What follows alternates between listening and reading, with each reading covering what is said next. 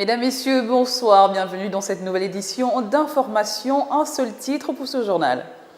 La forêt gabonaise, une véritable mine d'or, cette richesse est de plus en plus maltraitée par des opérateurs économiques sans pitié qui ne se contentent plus de couper le bois en grande quantité, mais le laissent également à l'abandon, un comportement que condamnent les autorités chargées de protéger les essences forestières.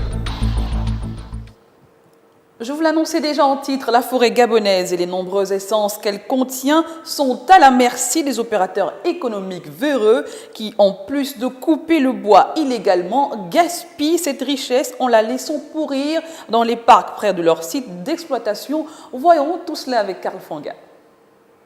Malgré les mesures prises par le gouvernement pour gérer durablement la forêt gabonaise, il existe encore de nombreux opérateurs indélicats qui coupent et gaspillent d'importantes quantités de bois dans leurs différents parcs.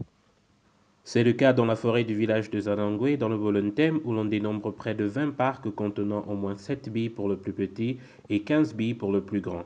Selon les habitants de ce village, cela fait plus d'1 an que les billes seraient dans les parcs et que le bois pourrit. Toujours selon les confidences des habitants, un opérateur aurait abandonné le bois débité suite à un différend avec les populations locales après que celles-ci auraient découvert qu'il exploitait le bois sous un faux permis.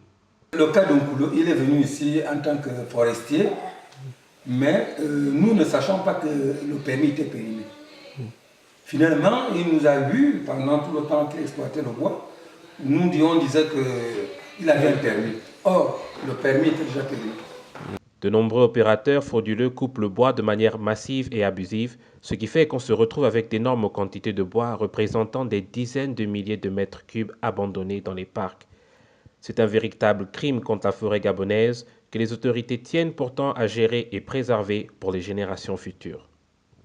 La législation régissant les permis gré à gré et les forêts communautaires suscite toujours la controverse et les incompréhensions pour les exploitants forestiers et les populations. Malgré le cadre juridique et les initiatives du gouvernement, il devient de plus en plus difficile de faire la distinction entre les deux. Voyons tout cela avec Karl Fanga, notre reporter. Si les PGG sont très souvent assimilés aux forêts communautaires, les modes d'attribution, de gestion et de partage des revenus sont très différents, voire même opposés.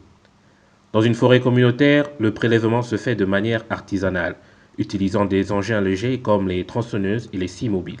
Et l'impact sur l'environnement est très faible avec le sciage qui est fait sur place et l'utilisation de sentiers pédestres. Les PGG, par contre, impliquent une exploitation semi-industrielle avec l'utilisation d'engins lourds, chargeurs, grumiers et bulldozers pour la création de routes, ce qui contribue largement à la destruction de la forêt et de manière indirecte au braconnage. Du point de vue des communautés, la scierie communautaire apporte un bénéfice tant économique que social. Elle contribue à générer des revenus plus importants et permet aussi de créer des emplois locaux. La conduite des PGG par des opérateurs économiques à la communauté rendent en revanche les villageois plus vulnérables à des facteurs externes dont ils n'ont pas la maîtrise. En plus de leur voir échapper la part principale du bénéfice, 20% qui sont dédiés à la communauté, ils entrent dans un système passif où ils sont très peu considérés. En effet, l'entreprise ne les mobilise que pour des emplois non qualifiés et donc peu rémunérateurs. Le problème aujourd'hui est que certains villages qui se sont vus attribuer des forêts communautaires ont confié l'exploitation de ces espaces à des opérateurs économiques car n'ayant aucun moyen de le faire eux-mêmes. En effet, le concept de forêt communautaire aurait dû être accompagné de programmes de formation pour les populations rurales, mais aussi de soutien financier pour les équipements nécessaires. C'est donc sans surprise qu'on retrouve parfois dans les forêts dites communautaires des engins lourds et d'autres caractéristiques des PGG. C'est une situation que les plus hautes autorités de la République devraient veiller à éclaircir pour le bien des populations rurales et l'environnement.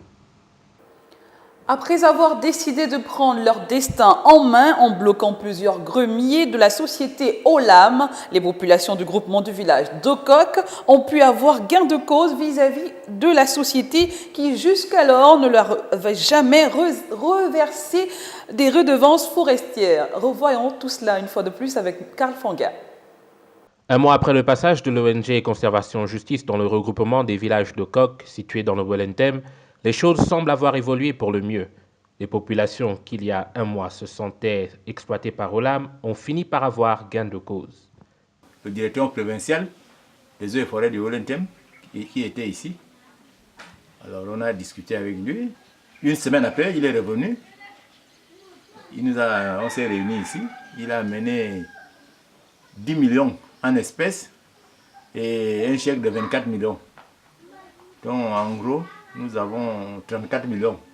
C'est tout ce qu'ils ont vendu comme bois. Depuis qu'ils ont commencé à vendre du bois, c'est notre part à nous.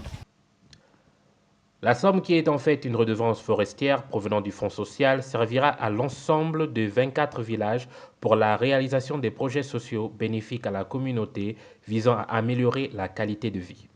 Cet argent-là, c'est pour tous les villages. Donc, on fait des projets. Bon, par exemple, pour prendre un exemple bête ici, si notre dispensaire n'a pas de médicaments, on peut aller voir le médecin habitant de nous faire une ordonnance et puis payer les médicaments pour l'hôpital. C'est donc une bonne première initiative qu'Olam et les autorités locales des eaux et forêts prennent en faveur de ces populations qui, tout de même, restent vigilantes. Nous ne sommes pas encore tellement sûrs, on est encore un peu hésitants. Ils nous ont déclaré que, bon, dès que ils vont commencer la production, ils vont toujours verser notre quote-part dans ce compte. La représentante du PNUD à Libreville appelle les journalistes à jouer un rôle actif dans son soutien aux efforts du Gabon pour son développement. Elle veut une collaboration étroite et optimale avec toute la presse gabonaise. Marie-Evelyne Petronius-Barry a exprimé ce souhait jeudi lors d'une rencontre avec la presse. Georges Mexon-Tuntum y était. Le programme des Nations Unies pour le développement souhaite que les journalistes gabonais participent activement au projet du PNUD. Créer un partenariat avec les journalistes qui va leur permettre, premièrement, de mieux comprendre ce que font les Nations Unies, mais deuxièmement, de peut-être mieux faire leur travail de service public et mieux informer les populations par rapport à ce qui se passe en termes d'activités de développement dans le pays. Par ailleurs, le PNUD, le rôle du PNUD, est de soutenir le gouvernement du Gabon dans ses activités de développement, mais nous souhaitons le faire avec toutes les parties prenantes de manière inclusive. Et le fait que les journalistes viennent nous aider à cela va nous permettre de toucher vraiment toutes les couches de la population. Marie-Evelyne Petrus-Barry a exprimé sa satisfaction à l'issue de cette rencontre. Je suis vraiment ravie du nombre de journalistes qui a répondu à l'appel du PNUD. Ça veut dire que le développement du Gabon intéresse les journalistes gabonais, premièrement. Ça veut dire aussi que ces journalistes ont envie de s'investir dans les activités de développement du Gabon et de devenir les partenaires du PNUD pour le développement du Gabon. Le PNUD est un réseau mondial de développement qui lutte contre la pauvreté et la mauvaise gouvernance. Voilà, c'est la fin de ce journal. Merci à vous de l'avoir suivi. L'info se poursuit sur www.gabonnews.com. Je vous souhaite d'ores et déjà un très bon week-end et à très bientôt.